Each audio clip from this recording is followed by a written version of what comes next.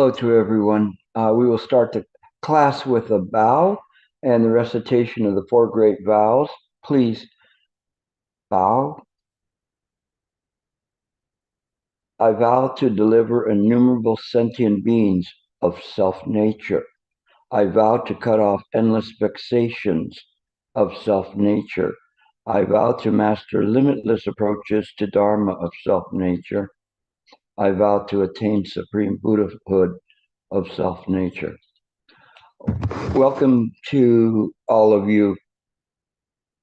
I may be a little bit hesitant. 2 hours ago, I was still on, believe it or not, on an operating table, and a little bit of the last of the anesthesia is wearing off right now. But I want to give this a shot if I can. We have a lot of new people, and I don't want to disappoint them. So I'm going to do my best to try to get through this. I don't have a pain so much as I just have a little bit of a dull head. But in any case, I wanted to talk about some Dharma I've been teaching on the side that's actually been wonderful Dharma that comes up on its own, and it's as if my mouth is just a vehicle for it to in mind, and it's something that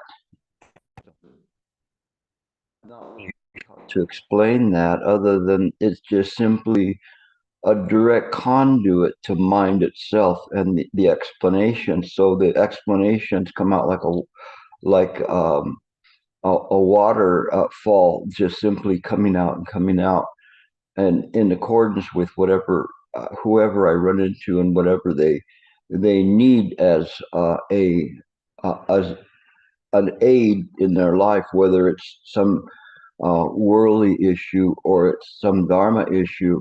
And I'm really rejoicing in the fact that so many of you have contacted me and so many of you are actually progressing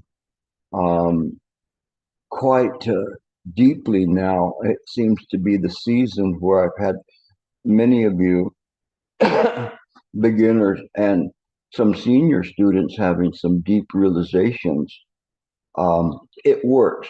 Right view works, and it's something that's important and that I see because of things that, in terms of practices and how to present the Dharma, there to me hasn't been anything that comes close to it in terms of bringing about the realization of people in a in such an expeditious way. And that's important because when I hear from you, when I see what it is doing in your life, and especially when I'm seeing it being demonstrated, then it gives me great hope that this is really working. But it gives proof to others that this methods that I'm presenting, they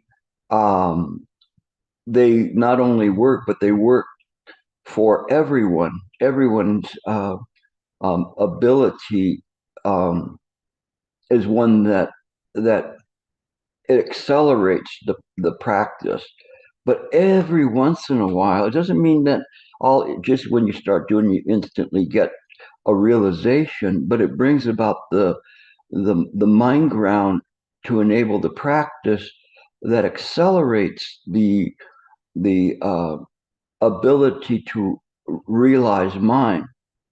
I always talk about the three levels of the Shravaka level, the hearing level, and the metaphysical level of Mahayana, and then the esoteric level of passing through the Chandor to get to truly get close to the Chandor via the metaphysical level of Mahayana. It means that one has turned their eye to begin to study mind. and to begin to discover the source of where everything comes from. And at that very point of or crux of study, it is the Heart Sutra and the Wisdom Sutras that point us that way to the Chandor. They beckon you, but it's kind of like a cryptic code, and it's one that doesn't necessarily give up its wealth from that point so easily. The wealth can be given that says that that we everything is empty, but this emptiness has to be examined. When we read the Heart Sutra over and over and over again, we get to the point of understanding, oh, everything is empty, but what does that mean? What does it mean when we're looking at Sariputra and saying, no, Sariputra, it's not real? This emptiness has to be examined, because when we practice it, and what I've been receiving so much from different students, especially since I've returned, is the fulfillment of that emptiness. It is not an emptiness that says, even though everything has an equal value in the state of equipoise, or this jhana um, of upeka, it's more than that. There's something of value in that emptiness we cannot understand. And the Heart Sutra didn't quite fill out that understanding of what that emptiness means. But it is important for us to go further. And so too in Buddha Dharma, our forefathers, I should call them foremothers, um, they saw that there was something that needed to be explained, something that needed to be filled out, that wasn't complete in the Heart Sutra. It didn't take it far enough, even though it's there. It's what's very funny is that it's in the Heart Sutra, but nobody sees it, and it's hiding in plain sight. And it is the idea that Guan Yin of Avalokiteshvara is the one that is espousing the instructions to the Sariputra. It is because Guan Yin is the product of Anuttara Samyak Sambodhi. It is that which this emptiness is pointing to, but it's that which goes deeper than Paizong's instructions of having two mirrors facing each other, and there would be infinite, which we, not being part of that, would not be able to understand what that means. But it is pointing to it and saying, what comes out of this Anuttara Samyak Sambodhi is this understanding there is no wisdom, at least here, because this world is empty. But we're no longer talking about the world being empty. What we're talking about is that this, what is outside this world? How does this work? Giving us a peek of what's outside of this bubble that we're in. And that is Buddha nature. So after the Mahayana Sutras came the Buddha nature sutras, that came the Buddha nature treatise, this remarkable turning of the Dharma wheel for a third time. First to turn is the Theravadan Travaka sound here, where people read and understand, oh, there is suffering, the cause of suffering, uh, the Four Noble Truths. And then there was a clarification of the Four Noble Truths by then undercutting the Four Noble Truths. Why was that done? Why did the Mahayanas undercut the Four Noble Truths? They say there is no suffering, no cause of suffering, no cessation of suffering, and no path. Because this is consistent with the Wisdom Sutras that say there is nothing here. All of that is empty. But this emptiness is an emptiness that is incredibly full. I think I mentioned, I might have mentioned last week, it's full. It's the Tathagata Garbha, the Buddha womb, or the lie of Vijnana from the Yogacara school. It doesn't matter what school it comes from or what we call it, but it is simply the storehouse of mind, that everything is in the storehouse. We have in the storehouse the everything in this very moment, everything that has come to pass, everything that will come to pass is already in the storehouse. Now, this is a very big leap for us to experience. I will tell you honestly, mine, if one is sincere in their practices, will allow the revelation of that what you think is yourself, but it's actually Buddha mind within you, to be reactivated, reconnected, to not be running through some slow processing uh, uh, a program that we call ourselves, but in fact isn't ourself at all. It's just simply uh, a, a vexation. It is what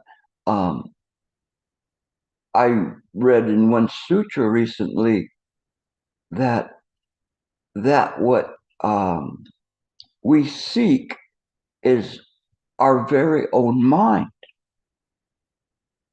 and that which prevents us from seeing our very own mind is what you think is you. Let that sink in. That which is chasing after it, that we think, I have to understand this, you all should do this, or whatever, it isn't in this way. You already have mind. From the beginning, it's the only thing that's there in all of everything around that is a constant, that's immutable. It doesn't change. That is permanent.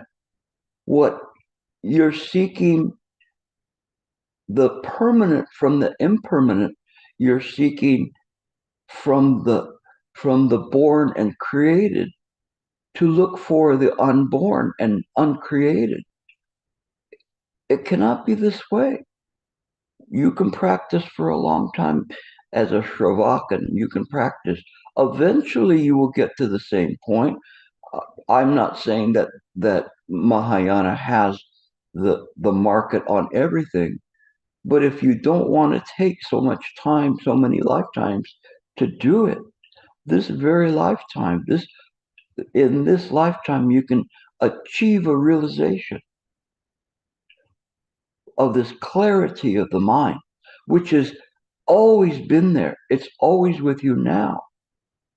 It is what that you derive the power to study, is not tapping into the idea of polishing this human, this ego, to make it a better ego. It is the very fact that when we begin to study, we generate the power of mind. We cannot understand where this source of power is, this source of thinking, this source of everything that creates everything around. It's obscure. But when we rest the mind in the present moment, always resting the mind, resting it, being calm, it will work. Today I went to have my procedure done, and they said, "You're not listed today." And I said, "But I made the appointment for today." It was they squeezed me in. I wasn't planning on having this surgery done until um, uh, last week.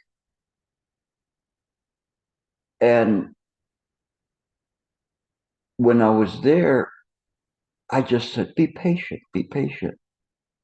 I didn't go off on them. I didn't get frustrated. Actually, I was continued to write to other people some help and explaining the Dharma. When due time came, then I called the place and said, "You haven't sent the paperwork over again." And finally, I was gone in there, and that's why I was a little bit late coming out, because I lost about uh, uh, an hour before I could be prepped and sent in. And so it's something, when we have patience, it helps us.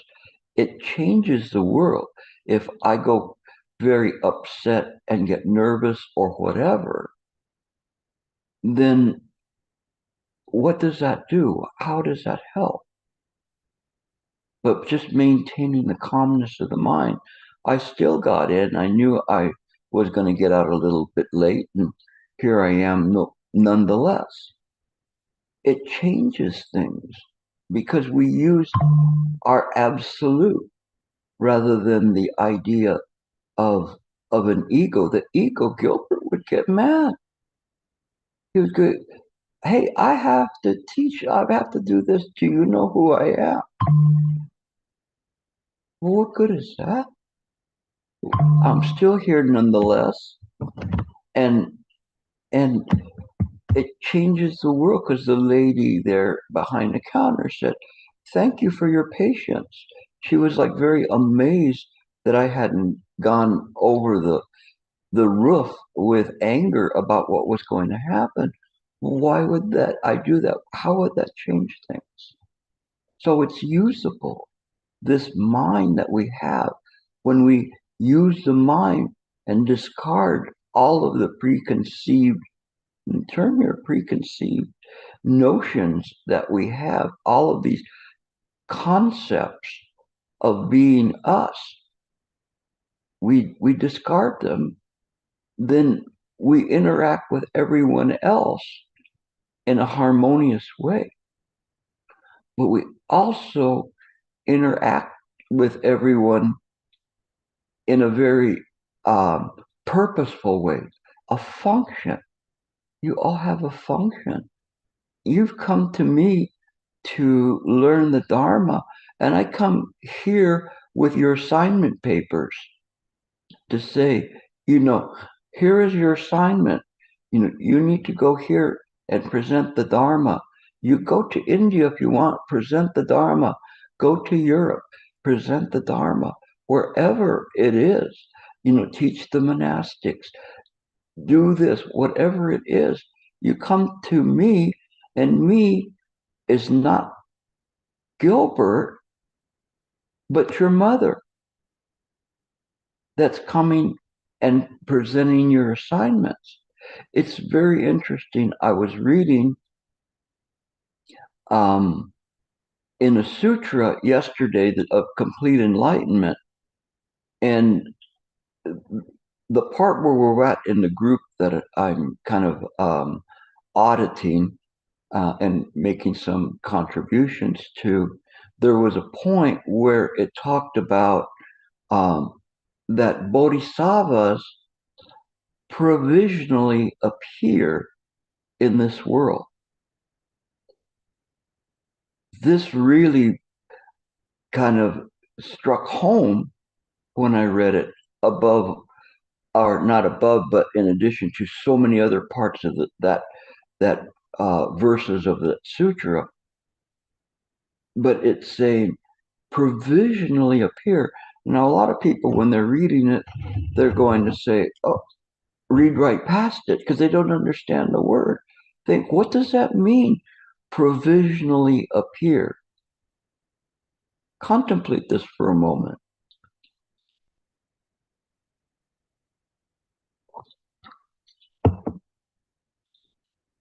Does anybody know what it means in the context of this verse that bodhisattvas provisionally appear? Anybody want to take a chance? Temporary. Nobody? So how could you read the sutra without knowing what that word is? If you don't understand a word in Sanskrit or English or Chinese, look it up. You have to look it up. Those words are chosen in that way. So Senta's helping you put your raised hand up and you pop up on the screen. All right, Vadim, I was waiting for you. Maybe, Gilbert, maybe that means in response to the needs of the sentient beings? Yes, it's part of that. Let me try to take you further, because when we say provisionally appear, does that take you a little further? He's saying in response to sentient beings. In response to sentient beings, in which way? We'll take Tori next first. I believe that it's that Bodhisattva has one foot in absolute and one foot absolute reality and one foot in the apparent reality. And it's out of compassion to like what the previous person said, that to respond to sentient beings' needs and to help to deliver to sentient beings. Okay. Sam? When you say provisional or provisionally appearing, provisional to me sounds like conditionally, like it's due to causes and conditions. Bodhisattvas appear in this world, and the causes and conditions are the suffering of sentient beings. So, when I hear this, I think, for the sake of sentient beings and to alleviate their suffering, bodhisattvas appear in this world, but they do not truly appear because they don't give rise to this notion of a ego self or a fixed person. And well, let me go first. You guys stay on the line, I suppose. Santa, I want to hear from what she says. Well, I just wanted to say Trish put in the chat that temporary. So people, Trish in the chat says temporary. Provisional meaning temporary. So people are pointing to impermanence, dependent arising, and pratitya samutpada, emptiness, empty but still appearing. So I just wanted to say that. Yeah, thank you. If bodhisattvas appear in this world, and it just says bodhisattvas appear in this world without this proviso, what does it seem to be implying? I'll continue on. Essentially, that this world is real. It's as if you had a dream at night and you become aware that you're in a dream, or you just decide to dream with the proviso that you're going into the dream and controlling the dream, then you would appear in the dream provisionally. you know that the dream is not real. You know that there's no sentient beings to be delivered. You know that whatever's in that dream, in spite of its illusoriness, it's still real. It's real to the effect that it belongs to mind, but it's not real in the sense that is the absolute. It is a projection that's appearing in the absolute.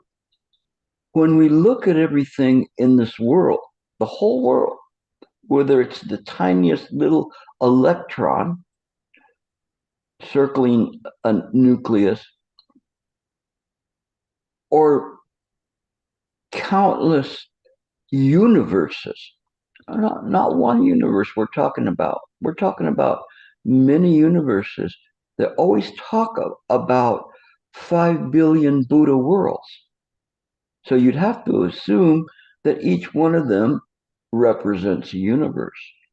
Now, we don't know that because we go, well, the Hubble, it only reveals this, or whatever the new telescopes that are there, they reveal. No, we go back to Galileo. What did Galileo see? No, all these things that he saw were limited by the ability of man's uh, science that is able to project out. If they continued out with a spaceship beyond this universe, they could find other universes, because this idea of time and space is relative. But the thing is that nevertheless, as far as they push out, they're going to find mind, because this is the way the mind works. And it works in a way that it's everywhere and nowhere at all. Sounds like that movie that won the Academy Award. But it is in this way where time and space and the reality is all dependent on causes and conditions around that. So we have this one bubble that is there. That bubble cannot become enlightened. It already possesses Buddha nature, but it is its own very clinging to itself in search of its own mind, which it's already using. But again, repeating that it is that which is seeking it, which is preventing it from being realized. A mechanical puppet cannot become enlightened. Your body is a mechanical puppet, an incredible mechanical puppet. But today, before my surgery, I was thinking about that and saying that there was only, I was looking at some YouTube show on testing medical knowledge, and it said there's only one organ that never rests. And then what is that? The heart. The heart never stops pumping. And then I realized this body is just mechanical. It doesn't have a permanency. So long as that heart stays pumping, the body will appear to exist. But it's a machine powered by this heart that pumps blood everywhere. It is as what Master Lin Chi said, that your stomach cannot, your liver cannot explain the Dharma to your stomach, and your stomach cannot listen to it. So we shouldn't put credence and belief that this body is mine or has some lasting power. The consciousness is there attaching to the body and thinks that it is there and it is operating everything. The body naturally would operate without this ego present. It would operate perfectly without the ego being there. The mind is still aware, and the mind can do it. The ego is simply along for the ride. We have a saying in Spanish saying, we are walking, said the fly to the ox. Now, if there was an ox walking along the road and there was a little fly on his ear, could the fly truly say that he is walking? He has no idea about how vast his true body is. But he claims credit for it and produces fear and confusion if he internally challenges or receives external challenges to his identity or reality. But not only that, but he's not content in that. He wants to tell everyone, don't do that. Out of fear and confusion, preying on their fear and confusion, don't try to understand the deep. It will be the end of you. Quite right. It's going to be the end of you. We look under the microscope or a telescope. What you should see is the eye. Huh? The eye. It works both ways. Who is looking? We turn the mind's eye inward to examine and study that which claims to be the mind, but is an imposter. There is no person, ego, life, or being. You hear me say that every single time we come together, because it's something that you have to continually remind mind, wake up mind. There is no you, there's no Gilbert. Gilbert appears provisionally in mind.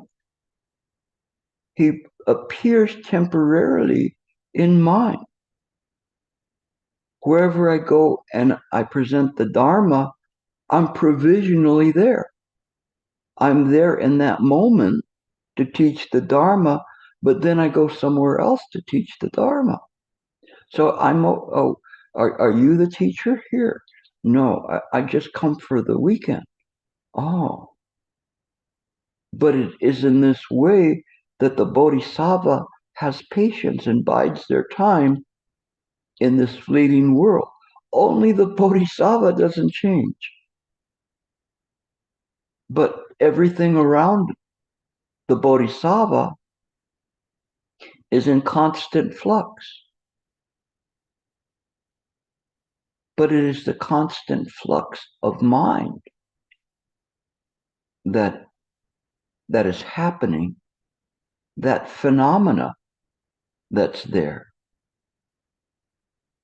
The noumenon, the absolute, doesn't change. The noumenon can only know noumenon, and a very small amount of noumenon. Noumenon being, I should have said phenomena. I apologize. Phenomena can only know phenomena, and phenomena can only know what it comes into contact with. It knows there's a universe. It doesn't know how long the universe is. It can estimate, and the scientists are always estimating it, and that number always seems to be growing. And even the idea of the creation of the universe is in constant flux. Because phenomena can only know the phenomena that it has run into. The absolute, how could it not know all phenomena? How could it not know that?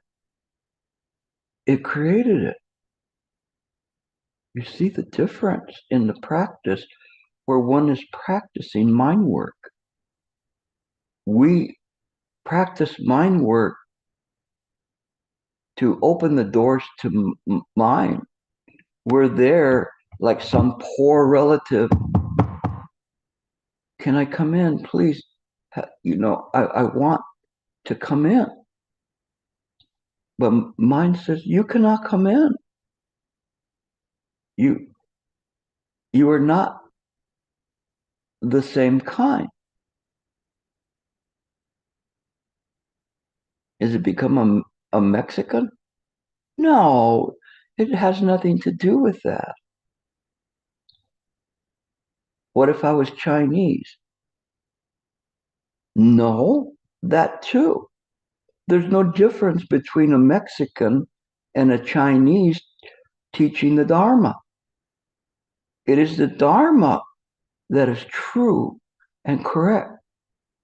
Hopefully some people will get the message. But it is this absolute. It is that which guides you. The sutras and the treatises, they follow these three levels of practice from that which is the understanding everything is real, and sound hearing and reading the words on the page, to the metaphysical, which ponders about what is mine, and ponders about if this emptiness, what is this emptiness? To Buddha nature, which sees everything so interconnected like Indra's net, each representing a mirror on a net. But to me, I also say it's a light, the light of mind on the net, interconnecting everything. Why? Because it doesn't matter whether it's a rock, a flower, an emotion. It's all created by mind, but it's conditionally created by mind. It isn't this kind of love that we have for each other, for instance. That's a conditional love. An unconditional love cares for not just sentient beings, but even non-sentient beings. It cares about the environment. It cares about how things are. When we think about what is really caring about the environment, well, we don't want to do anything bad. Of course, we can pump oil. We can cut down trees to help us, but we just can't cut down all of those trees. Who made us the king of this little small rock in the universe of infinite universes? But we have it all backwards. We don't even understand environmental concerns. We only see it from the sense of an ego. We practice in the sense of an ego. We want this body to be good, so we act like we're scouts. I've got this badge for doing good, volunteering. I have this badge for protecting the environment or protecting things. I was out there with a sign saying, save the whales, save the whales. Any of you ever walk around saying, save the whales? What about the tuna? We don't care about the tuna. Oh, you know, tuna sushi. If tuna didn't taste so good, then you know, uh, maybe next lifetime I'll protect the tuna. That doesn't make sense. That's a conditional or provisional type of compassion. When we have the compassion from the absolute, it's different. That is unconditional. That is non-provisional. This compassion, even though it enters into this conditional world, it nevertheless maintains true to its original face. It is here not to save the world, but to deliver the sentient beings.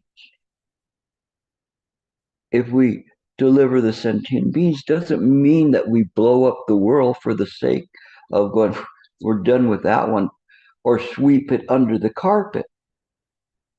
What happened to Earth? All these bodhisattvas said, nothing.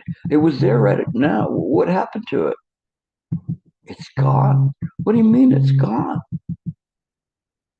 No, we've got to save it. You can't just sweep it under the carpet. That's ego. We can't try to do it in different ways. We've got to really understand what salvation is. It's not the salvation of the red meatball.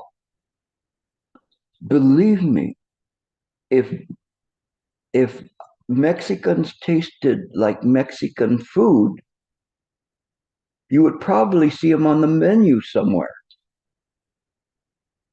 Just like pork. There's a reason why we eat pork.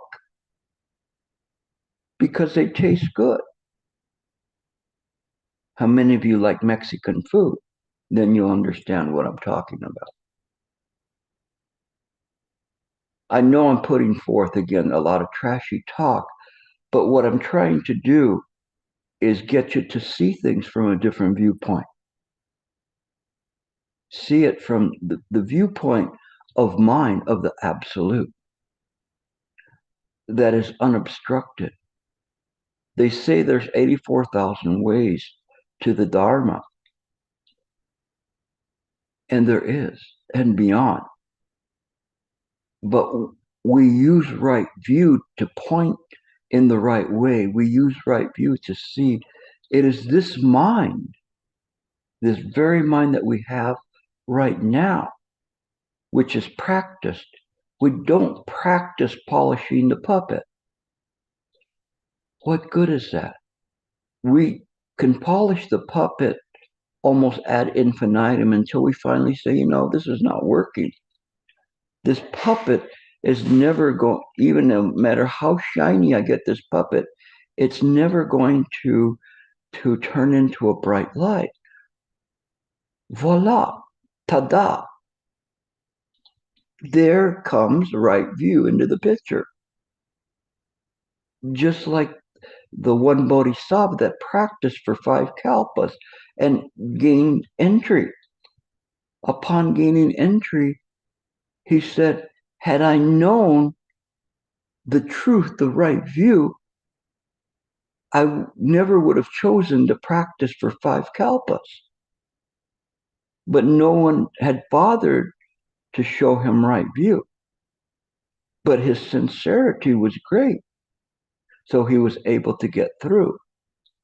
The point with these kinds of lessons is that when we use these lessons, what we're doing is we're showing there is a shortcut. There really is a shortcut. People don't believe that, and they say, "Oh, Gilbert, his teachings, they're so deep and stuff. You can never get it." You are right. You can never get it. Mine can't. Mine that sits at the top of your head that you think is your consciousness That's not your mind. Mind is mind. Mind is the one that's listening, even though it's there often in a confused, drunken stupor of ignorance. But nevertheless, it's still there. We as bodhisattvas in this world, our cure is to cure those around us. This is our only cure. We can achieve realization. But there could never be a complete enlightenment and extinguishment of ignorance until the last sentient being is delivered, even though that sentient being is of illusory nature, because that sentient being represents an ignorance that blocks the mind, obscures the mind. You all have it. It's wondrous. So we keep coming back here, or if we're here and we gain entry in this lifetime, we should know that perhaps we were directed here by the mind to come back, directed here by our vows to do that. Sometimes I'll go to people and go, do you remember me? You remember me? No, I don't remember you. We were brothers, or we practiced together, or we did something. They're so confused. Sometimes I never even met you. Of course you have. And then they start thinking. And something familiar comes to them just by you touching them and seeing, because at some point you can see into them and see their potentiality, see the light of their practice from many lifetimes.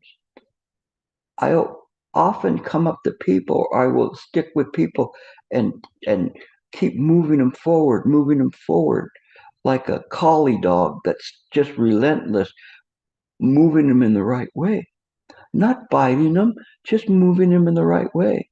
Some of those in the herd might say, "Oh, that dog is such a nuisance. You know what? Where is he taking us to?" Some of them then realize where the destination has brought them to, and they're shocked. Sometimes they are incredibly grateful because they trusted in the direction I was taking, and they were not disappointed. It is you that has to do that with all sentient beings all the time. Otherwise, you truly have not gained the bone marrow of the master. When you understand this, and you understand that this body has a purpose, mind will constantly open up and reward you. It's kind of like some of these first-person games, video games, that as somebody's moving through the game, they're going here and they're talking to this person. I hate to say it, some of them involve the extinguishment of monsters, but let's say it's just a treasure game, and where they find something, and every once in a while they'll stop, and the box opens up, and there's treasures in there. Oh, there's the Vilamakritti Sutra. There's wisdom. There's this, and you fill your pockets with this, and then you continue on. Here's another one. Take as many lifetimes as you want. Should I worry about this lifetime? I got them all stacked up. Whereas Esther has me booked for the next few thousand years or more, of places to go. I'm sure if I go somewhere, Esther's going to be there planning where I'm going to speak next. But it is this way. I know in some ways I'm speaking in a very strange language, but it's the language of mind, to breaking through the idea that we have some limited life. This body has a limited life, But the mind that's listening to me now has all the time in the world. I have all the time in the world if I'm not Gilbert. If I'm not Gilbert, then I don't suffer. When I'm Gilbert, I've got a black belt in suffering. I can suffer with the best. But moment to moment, I choose not to do that. I choose to practice for the benefit of other sentient beings. So when I read that part that the bodhisattvas appear provisionally, it rang so true in me that I'm here now, then I'm gone, but I'm back. Because the vow brings me back to this world. I'm like that Frank Sinatra song, I've been a pauper, a poet, a pawn, and a king. I've been up and down. Oh, I don't want to keep singing. But anyway, it's that way. If I was in a retreat, I'd continue singing. But in any case, it's something that we all have been through that. We've been, a lizard, a ghost, a hell dweller, a heaven dweller. You cannot even begin to imagine from this appearance mind. When they were talking about the Heart Sutra and they were saying all these skandha are empty, it goes all the way up to consciousness. Form, you go, oh yeah, form, I understand this cup at some point it's going to end up in a trash heap, recycle bin, hopefully, right? But having that kind of an idea of emptiness going from form, sensation, perception, volition, and consciousness makes a difference. Consciousness is empty. We think that's us. We think that we access the Alaya Vijnana or the Tathagata Garbha, and that's us that's interacting with mind. No, it's mind directing the show. You go, but why or how can mind direct the mind in such profane ways to cause people to make judgments that killing people is good? Killing people liberates people. Sure, it liberates them so they can go on to the next lifetime. But what have you done? What really have you done? I've been bringing that up lately in this way. Long time ago, there was a movie called The Bridge Over the River Kwai, which had to do, it was a war movie, and there was this one British officer that was an engineer, and he collaborated with the Japanese to build a bridge so that the Japanese could move their supplies along. He was so interested in constructing a perfect bridge that he forgot the purpose of what that bridge stood for. And so when the forces that came in, they wanted to destroy the bridge, he called out to the Japanese to say, somebody's trying to destroy the bridge, to stop them. Until one day he realized, or I shouldn't say one day, in one moment in that attack, he realized and he awakened to the fact that he was saying, what have I done? What have I done? No, I'm working against it. If there are those that push away people that present right view and call it too deep, only because they do not understand it or for their vain purposes or whatever, never really understanding the wonderment, the greatness of it, the beauty of it, the liberation of it. And they cause even one person to move away from this precious Dharma. They should think, what have I done? Because even though in the absolute we understand there's not even karma the size of a mustard seed, in this fleeting world, there's great karma of pushing people away from the absolute, pushing them away from the truth, pushing them away from truly relieving suffering. So if anybody has those notions, I would ask them to consider carefully the impact of the karma. Of course, if I am saying things that are erroneous, harmful, that aren't in the sutras, come to me. Let's talk. Let's find out what this is about. That's all right.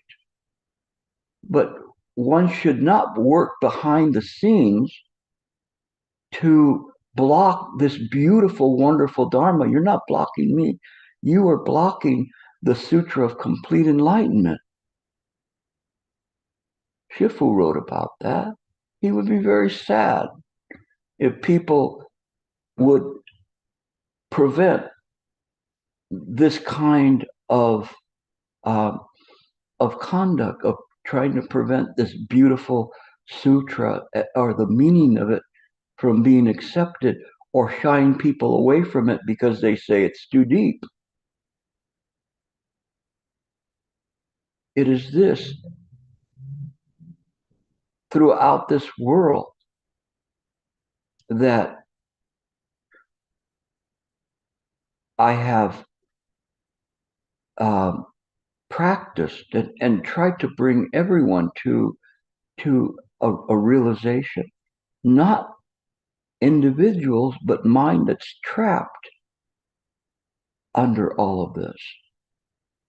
It is something that sentient beings cannot understand that. But when you really see how deep the compassion is, you can understand. I'm sorry I'm going a little bit over time. The coffee's doing its job, I guess. But I wanted to explain something that's a little bit different, and how incredibly infinite is this compassion. In my nightly transfer of merit, which I use as a meditation practice, I will be reciting the Buddha's name, then I change to Avalokitesvara, and then I change to just listening. And this listening is listening to the suffering everywhere.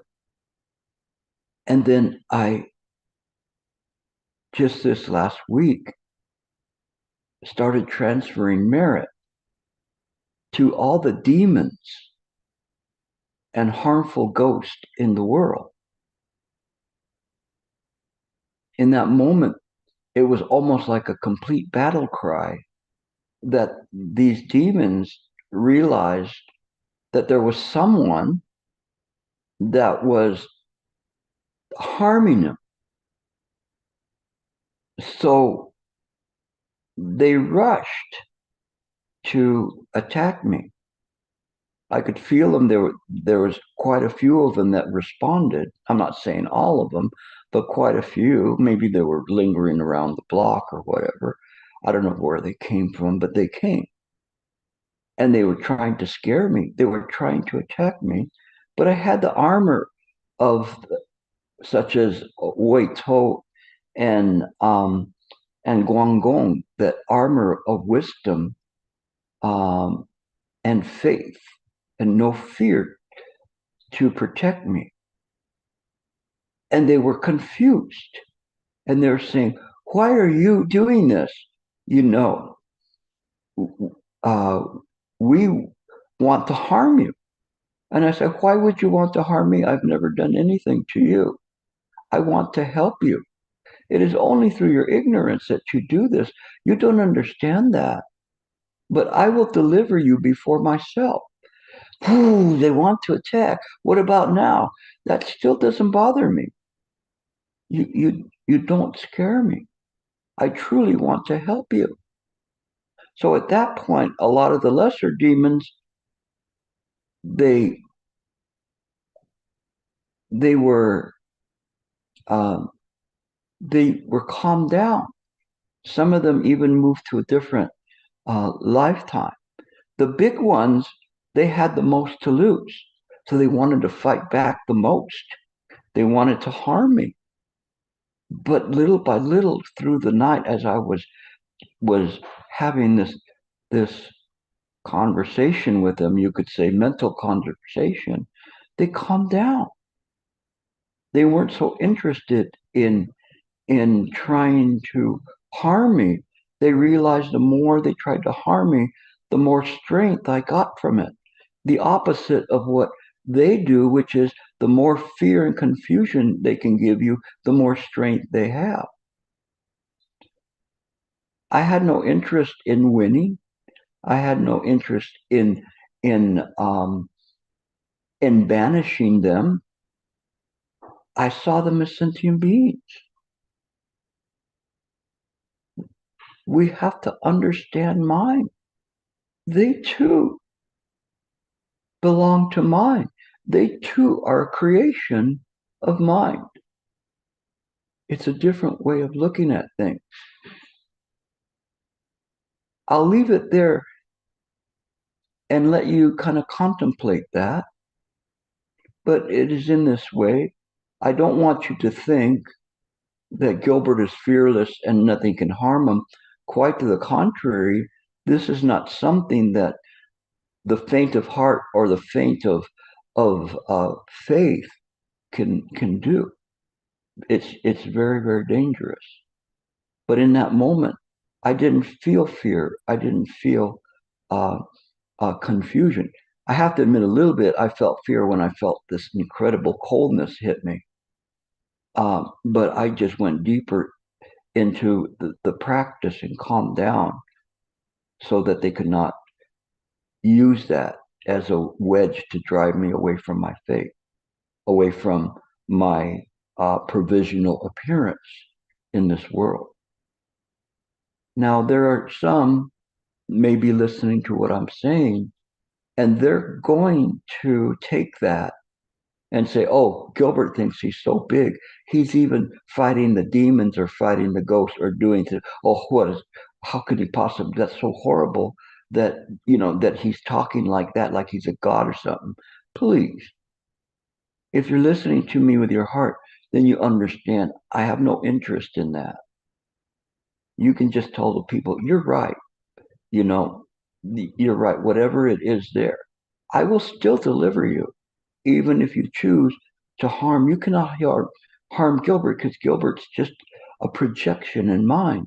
But what you're truly harming is mind itself, which your own true nature is being harmed by preventing this wonderful Dharma and discouraging others not to practice it. Hopefully the message will come home. And we all join together to provisionally appear here and conditionally appear here in this world as the agents for the absolute, for our true nature or Buddha nature. Thank you very much. And I'll take some questions. Amitofo.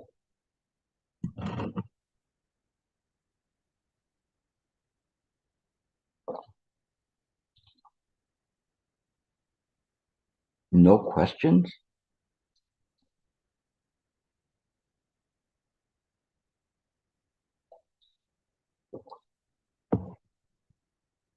Where is Sam when I need him? I see you. Okay. Amitofo, Gilbert, and welcome back. Thank you. The main thing, if I may, just wanted to say is this. I'm very happy that your procedure went well, as it seems, and that I've had this, excuse me, I've had this moment, this whole time that you've been lecturing where I kind of keep coming back to saying, I can't believe he's lecturing right now. If I was under anesthesia in the last few hours, let alone a day, I would probably be down for the count. So it's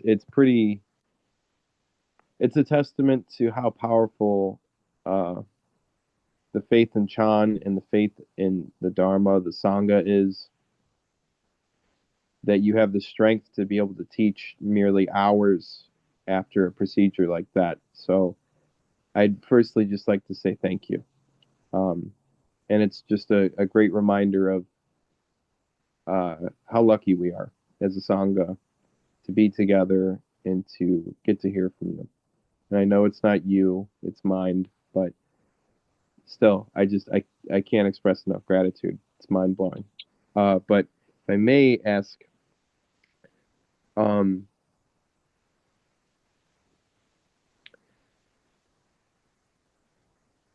we talk about bodhisattvas being provisional, and you talk about how it's this provisional appearing, it keeps coming back to causes and conditions, and it's as though the right view teaching appears and manifests where there are sentient beings who are not only suffering, but sentient beings who are ripe. They're ripe to understand this teaching and to hear this right view. And to me, it also sounds like it means that there's no fixed position of a bodhisattva. Because, like you said, it's samsara that moves and changes.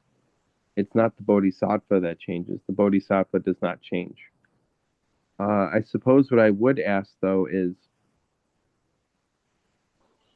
this provisional appearance, does this have to do with harmonizing with sentient beings? You said harmonizing the sentient beings? Yes, does this, because when a bodhisattva, hypothetically speaking, if a bodhisattva is to provisionally appear, it's out of harmony with sentient beings. At least that's what I'm trying to ask, is that what that is? It's appearing and harmonizing with the needs of sentient beings to alleviate their suffering. It is kind of an interesting thing, Sam. Whenever I'm using the Guanyin practice of transferring merit, we transfer merit in different ways. And the we, I am referring to our collective we as mind, not as sentient beings. And I include all of you because you all possess Buddha nature. So you too can do this. Guanyin, we are like one arm of Guanyin. But as we're doing it, we do it in two different ways. And part of it is harmony and harmonizing the sentient beings so that they won't eat each other, harm each other. But there can be transfer of merit for physical ailments or emotional problems or people that are trapped or imprisoned, or there can be trapped in a jail or trapped in a relationship, trapped in many different ways. And a bodhisattva easily has the power to remove those kinds of suffering from sentient beings. If the sentient beings have faith and they are asking for help, of course a bodhisattva can give them health in this, or help in this world. That's the easy part. But normally that is done in a way in which leads those to a greater faith. And I'm always thinking about the sailors caught at sea. And the sailors used to always ask for Guan Yin's help. And it's this way that the sailors would ask help before they go out onto the ocean. But these sailors, they represent all of us in all of what we do. When we ask help for Guan Yin for protection, or to even help when we're broken down by the side of the road or whatever, we are still nevertheless creating a faith in Guan Yin. Guan Yin is not a separate being, separate from us. Guan Yin is a component of the Buddha nature, which represents compassion, such as the Samantabhadra's, Pushan Pusa's, um, uh, imploring people to practice, or Wenshu Pusa Manjusri, imploring people to pursue the dharmas, to study wisdom. All of these are there and present. So it can help people in this way. The more harder one that requires greater um, uh, skill and skill in developing is to awaken so-called sentient beings of the impermanence of this world and impermanence of themselves, because what's underneath that is mind itself, not the sentient being. So we use provisionally the sentient being body to help a provisional sentient being in the samsaric world, but only for the sake of uncovering the Buddha nature, the Buddha that is trapped within each and every one of them. I've gotten great joy after coming back and understanding. Some of you were pretty busy when I was gone. You've really penetrated the sutras. You really are progressing just in the course of a couple of weeks. And I'm stunned by that. But it is in this way that we practice, even though we know that the sentient beings, and we make a vow to deliver them, knowing their illusory in nature, it is that deliverance that awakens the Buddha within all sentient beings. That's important. So we practice in this way. So hopefully that helps. It does. Thank you, Gilbert. And Oh, you're welcome. good to see you again. Thank you. Robert. Hello, Gilbert. I'm very glad that you come back in one piece. No more bowling ball, bowling pin. So Yeah. every time you travel, we worry. So yeah, we are glad that you're back. So do I actually. But yeah, I can't say I'm back home, because I don't think I spend that much time at home as much as on the road, but I'm glad to try to take a rest from traveling.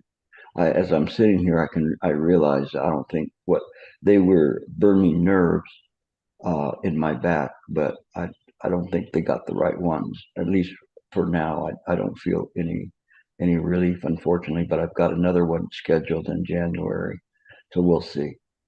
But we'll keep trying. We all here all of us will do our best to send our merit and pray for your please do very, so. very recovery. This body needs the prop up right now, so I can continue on. So I can go to as many places as I can, and help Esther be able to program more places. So that's fine. You had a question? Yes, I have a question. Lately, I can't say it is an idea, but as I read the Heart Sutra without really thinking, somehow it's just a wonder. It's like, why isn't it called the Mind Sutra? It almost sounds like a Mind Sutra. It's like, it's a sutra of, I don't know what is that, but it sounds like mind, or even something. There's nothing more than mind. There's nothing, something, it's not less than mind, but it's also, mind is everything. Why isn't it called a Mind Sutra by some venerable or some great master? Because, and by the way, your question is a very, very good question. Also, when we talk about it, we could say, then again, why isn't it, why wasn't Manjusri saying this, right? Because Manjusri is talking about wisdom and talking about mind. But it is because the product of Anuttara Samyak Sambodhi, this unexcelled, unequal wisdom, is compassion. And this compassion represents Buddha nature. This was the third turning of the Dharma wheel. And in this Buddha nature, for instance, is represented by Buddha Nature Treatise, the Vilamakruti Sutra, the Ratnagotra Vibhanga Sutra. These sutras are Buddha Nature Sutras, and they show the highest realizations of practice and what they're doing. And when we get to the Dharma Dharmata Vibhanga treatise, it is a directing of the mind, directing this wisdom, that we know that everything is empty, but yet there's something there, and that is this interest in whatever's there. If we drew on our hand and we had like we drew a cut with a pen, even though this is not real that we have on our hand, what we do is we want to wash it off. We have an interest in washing it off, even though it's a illusory wound, but we still want to take care of it. And there may be some component of mind that becomes confused and thinking that it's a real wound. This is absolute perception. It doesn't come from the other side. Shravakans cannot perceive in this way. Sound hearers cannot go there. Mahayanas in the metaphysical can posit about it. They can think about that. But if you step through the Chan door, everything is seen perfectly in its place. This is the thusness, but the thusness of the Buddha nature is compassion. So even in the Wisdom Sutra, it's already pointing to the product of the unexcelled wisdom being compassion. So it is in this way, the mind, it has to have this component of compassion in order to make it explain what it is doing. Otherwise, it would have no interest in this tiny imaginary temporary bubble on its body, the body of the ocean of samadhi. But still, to the mind, it matters that there is something there. So it directs the mind to go to the bubble, understanding that even the bubble was created by mind, but created from this little side, hard to say how you could call it, a blemish within this infinite light that shows up, short circuits out, and then creates ignorance, and ignorance then begets all the way to birth and death. But it is the compassion and interest in the mind to take care of that. So this is the purpose of the Heart Sutra, and on the presumption that it is being presented with the understanding that mind is mind already, but this component of mind is relevant to this fleeting world. So it's that way. I have to stop myself because right now the Dharma flows like almost continuously. So anyway, hopefully that will help you. Yes. Thank you. Thank Okay. you. Thank you. And thank you, Ernest. Anyone else? Yes, Eon.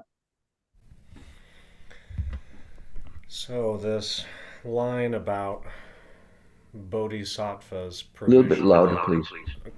So this line about bodhisattvas provisionally appearing, the way that it was sort of bouncing through my noggin was to see that bodhisattvas, like there's no actual being bodhisattva. The bodhisattva is simply a function of mind. It's the function of awakening. And sentient beings as well, ordinary sentient beings, a function of mind. You could say that the function of ignorance. But then I started to reflect on that teaching by Fa Young, which was deeply impactful to me during this last retreat, where he asked, "What does mind do?" And the response was that the mind is still. So both this function of awakening, this function of ignorance, both of these are simply stillness.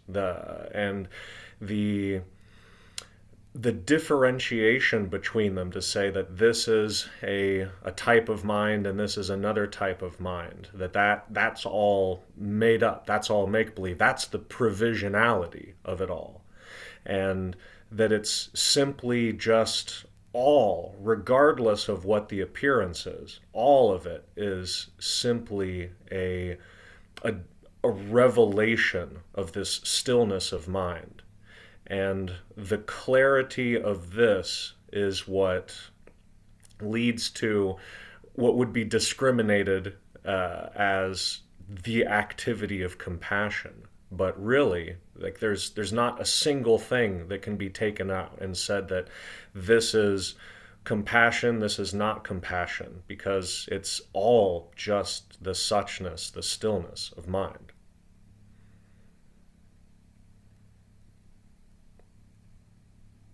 It can be said in that way, of course, because you just said it that way. But it is something that I think is that as you begin to look at it, there's no difference in what you said and what I said. There's no duality there. If you understand the non-duality of that, then you can use whatever metaphors you can to help other people. It's all about passing it to others. And that's important. You are charged with that, to do that. But use it as you can, contemplate it as you can. It just continues to get richer. And right now I'm at a place where the Dharma is flowing so much, it's like a plateau. Even if I want to put it down, it just pulls me back in this infinite energy to be able to reach as many sentient beings as I can in the limitations of this lifetime. It's absolutely something very, very incredible. And you're getting there. And I say that without, with some fear that you might think that way, that you got a merit badge in emptiness. But it's okay. It's okay. In everything that we do, and when I'm seeing my senior students, there's no wonder why they have gone to these realizations, because they're putting the time into practice. And that's what's very, very important, is that it's paying off. And there's a lot of them that are being realized because of this, that it's coming up so quickly.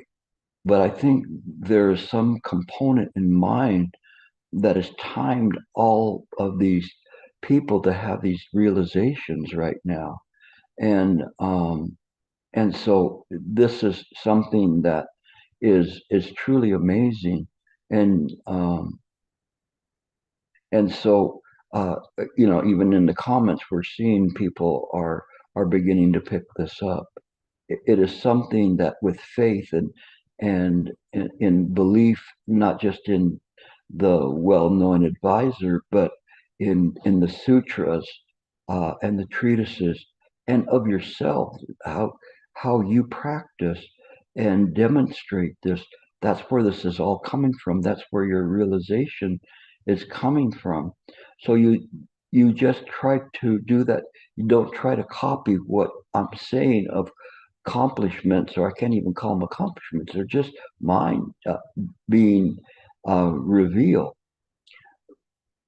But if you do it in the right way, then it doesn't matter whether you're a novice or you're a senior. If you're a senior student, all the more so you put in the time, you'll get some deep realization. But even the newer students, some of them have deep roots from previous lifetimes. They just need a spark to wake them up. And those who don't have the deep realization, nevertheless, they can learn something. Within a year, they can go so far beyond what I've been calling in Chinese the Bopomofo, which is the ABCs. And this dumbing down of the Dharma, it's okay. It's a great starting point, but we don't leave everybody there. We bring them along. And what's so funny about that? What's so hard, or that people cannot understand? Why would they want to prevent somebody that's teaching the profound to teach the profound? It doesn't make any sense at all. Not only that, but they're ignorant of the karma that's being caused by doing that. I feel sorry. And I transmit merit. Last night I was transmitting merit to all of those who are in some way opposed to me spreading this precious Dharma. It is that way. You are not my enemy. So, no, I love you equally as to all sentient beings. My love is not a love of a provisional love, but a love because it is mind itself. So it is in this way that we see that the Heart Sutra continues to pay off. To me, I cannot even say that I've reached the pinnacle or the ultimate of what the Mind Sutra is about. It just continues to pay off, and how it's pointing towards Buddha nature even before the Buddha nature has been established in this way. Mahayana, they were already there. It's wondrous. So thank you very much. Anything else? I know we're going into overtime, but it's okay. If you don't mind, I don't mind. Okay. Well, then that'll be it. Yeah, my surgery had to do with fusing nerves, but again, I think they missed the nerves or something, but I'll see if there's any benefit, but I'll continue to do that. The alternative is surgery. So, obviously I'm going to try everything I can before then. So acupuncture is next. So I'll be doing that too. But thank you all for your concerns. And please keep practicing. Don't waste a moment. Explore the sutras, and at some point, really take the time to look at them piece by piece. Cyan has a group that is taking just one bit of verse every few days of the Complete Enlightenment Sutra. And I haven't heard too much from the other people that are in the group. I'd like to hear what they're saying about the commentary that I'm making on it, because I think that it helps people understand the deep and profound dharmas, and just this one word in the part that we just was put on there, that is so incredibly powerful, that cannot be ignored. So practice it your best, in your best way. Don't think you're going to understand it all at one time. Little by little, it will come. It is just in this way. So you will see that. This sudden illumination is one that's also predicated on continual practice. And then it can become sudden. So I'm confident each of you in this lifetime will see that before the lights go out. Okay, thank you very much. I'm Tofo. Take care. Have a good Christmas time.